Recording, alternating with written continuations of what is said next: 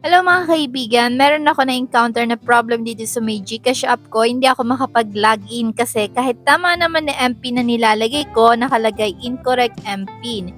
So kung pareho tayo ng problem, nasa tamang video ka dahil ituturo ko sa iyo kung ano ba yung solution dito sa ganitong problema.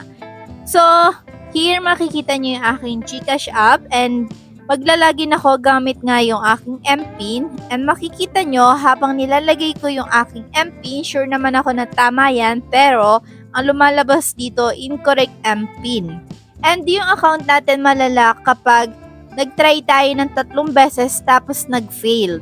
So ayaw naman natin mangyari yon. Kaya ang gagawin natin ngayon, first, punta tayo dito sa forgot MPin. Yes, kahit tama naman yung pagkakaalala natin and sigurado naman tayo na tama, okay lang yan dahil nire-recommend din naman ni GCash mismo na kailangan natin magpalit ng MPin every 3 months. Okay, tap natin yung forgot MPin. And here, magpapadala sila ng 2-step authentication bago natin ma-reset yung ating MPin. And yung una, magpapadala sila ng 6-digit code sa ating registered mobile number. Tap na natin yung send code para makapagpadala na sila. And here, input lang natin dito yung ating marireceive na OTP. Kapag wala kayo nare-receive na OTP, okay lang yan. Tap nyo lang yung here to resend or tap here to resend. Or kapag ayaw pa rin, hindi pa rin kayo makareceive, meron tayong tutorial kung paano ba yung gagawin nyo kapag wala talaga kayo nare-receive na OTP. 1, 2, 3, 4. Then, 66. Then, after natin mailagay dito, itatap na natin yung submit.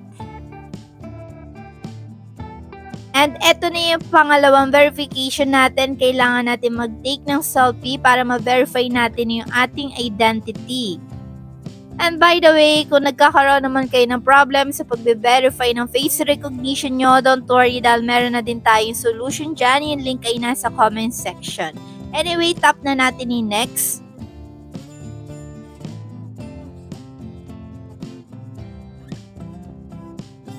And now, andito na tayo sa account recovery kung saan mag-set na nga tayo ng bago natin MPin.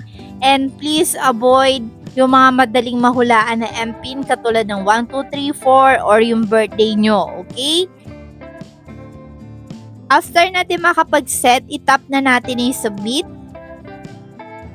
And ganun lang kabilis mga kaibigan, makaka-receive na agad tayo ng notification from GCash sa ating messages na successful na nga yung pagpapalit natin ng MPin and pwede na tayong mag-tap ng OK dito and magba-back to start tayo kung saan i-input na nga natin MPin and let's see kung makakapasok na nga tayo sa ating account.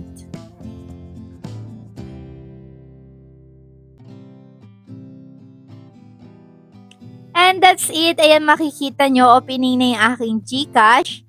And kung meron kayong mga katanungan, iwan nyo lang yan sa ating comment section. And please, malit lang na pabor, huwag nyong kalimutan mag-like and subscribe. See you around, kaibigan. Bye!